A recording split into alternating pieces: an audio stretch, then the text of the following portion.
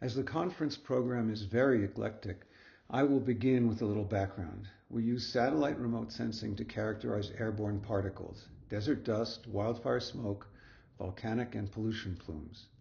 In this presentation, I will focus primarily on dust retrievals. Specifically, I will show the evolution of plume elevation, dust column amount, and particle size, shape, and brightness for a major dust storm as it traveled more than 6,000 kilometers across the Atlantic from North Africa to the Caribbean over 6 days. I also want to acknowledge my colleague and co-author on this talk, Jim Limbacher at NOAA. The NASA Earth Observing System's Terra satellite began acquiring data in early 2000 and has been in operation ever since. Of the 5 instruments on board, I will concentrate on 2, MODIS at the front of the spacecraft and MISR at the bottom.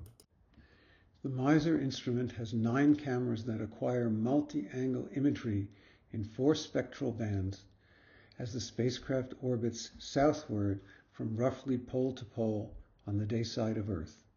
The swath is about 380 kilometers wide, so global coverage is obtained about once per week. The resulting multi-angle, multispectral data is obtained at 1.1 kilometer horizontal resolution, or better, at Earth's surface. MISR multi-angle imaging allows us to use the parallax of contrast features in an aerosol plume or cloud to derive the plume height geometrically, as illustrated at the left of this slide. At center is a MODIS broad swath context image of the plume on 18 June 2020, about 600 kilometers off the West African coast. The narrow MISR swath is outlined in green, and the Terra satellite orbit track is shown in orange. A red arrow points to the site of the Cape Verde Aeronet ground station, which acquired data we use to validate our retrievals.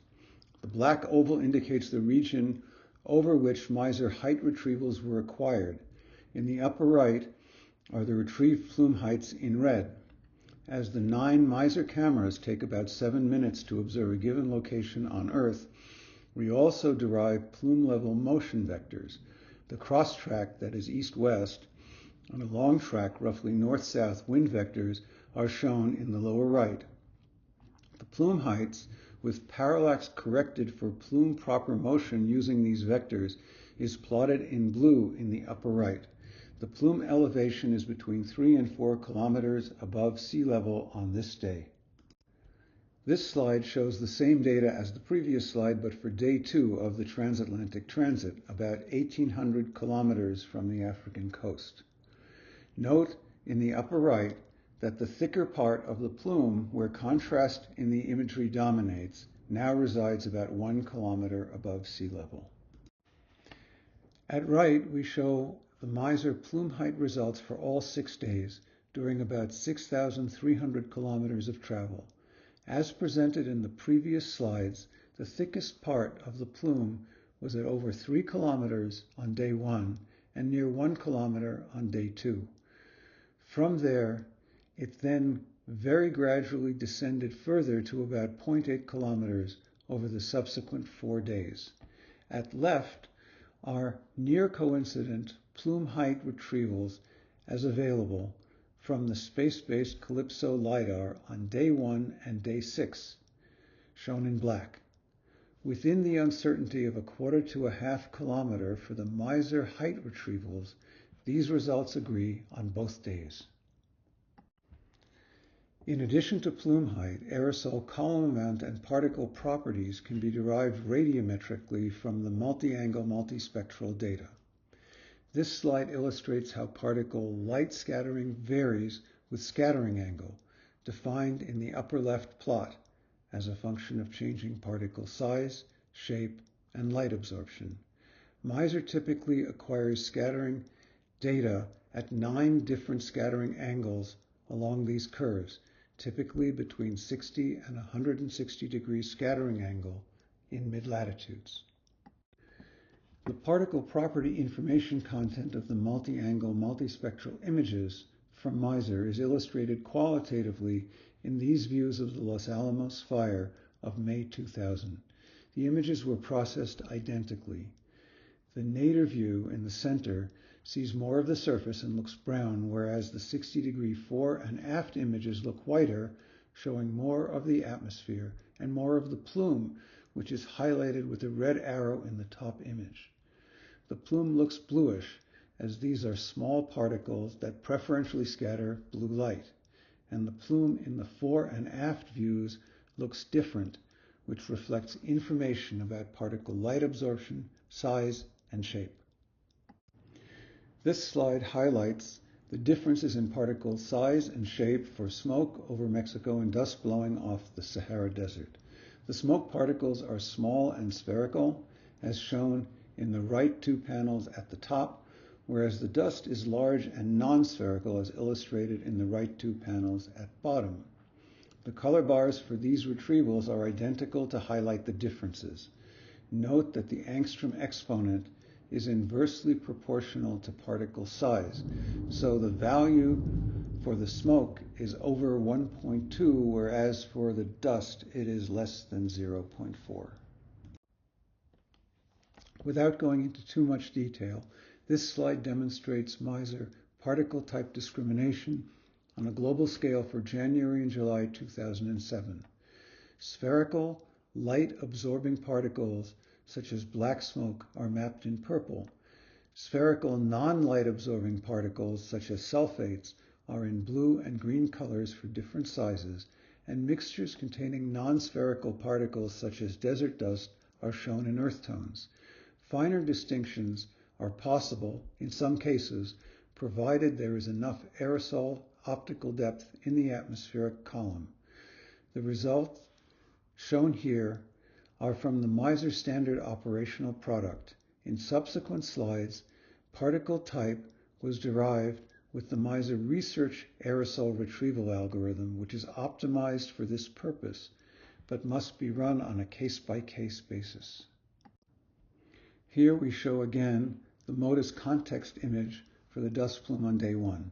At right are the MISR aerosol mid-visible column amount, the aerosol optical depth, or AOD, and the aerosol property retrieval results from the MISR research algorithm. The optical depth shown in the first panel exceeds 5 in the thickest part of the plume.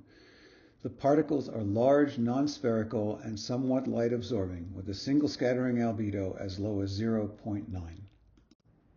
We derived similar results for the subsequent days. This slide presents the corresponding MISR aerosol amount and type retrieval results for day 5, 5,200 kilometers from Africa. Note the red arrow in the MODIS context image, which points to the Aeronet station at Cape San Juan at the east end of Puerto Rico. The next few slides present a day-to-day summary of the key variables. The left panel here shows the median in red plus the mean and the first and fourth quarters of the retrieved aerosol optical depth distribution for the 6 days. The Aeronet results from Cape Verde and Cape San Juan on the east and west sides of the Atlantic are indicated with green triangles. As shown in the previous figures, the plume optical depth was variable, so there is some uncertainty when comparing point Aeronet measurements with the more extended MISR retrieval results.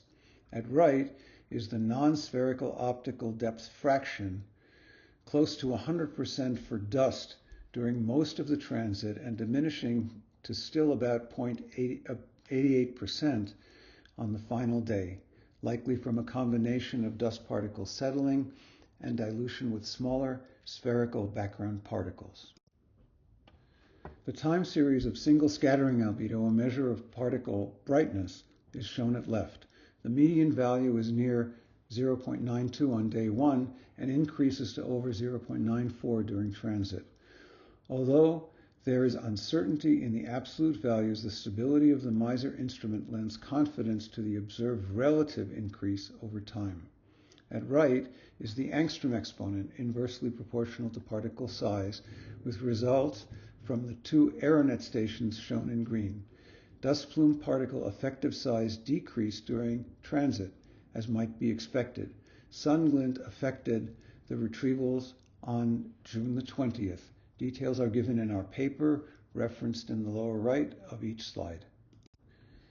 At left, we show the coarse mode effective particle size, which diminished only slightly from about 1.75 to 1.4 microns over 6 days.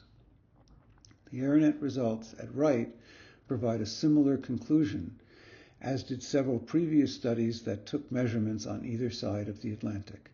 In context, the MISR results confirm other measurements of plume height and optical depth, but uniquely add extensive coverage of particle size and brightness constraints made possible by the multi-angle multispectral MISR data and recent advances in the modeling of non-spherical dust optical properties. In these final few slides, I illustrate very briefly how we have applied these same retrieval techniques to volcanic and smoke plumes. Here is the plume height for the La Soufriere volcano eruption in 2021. The plume reached the tropopause at about 18 kilometers at this Caribbean site.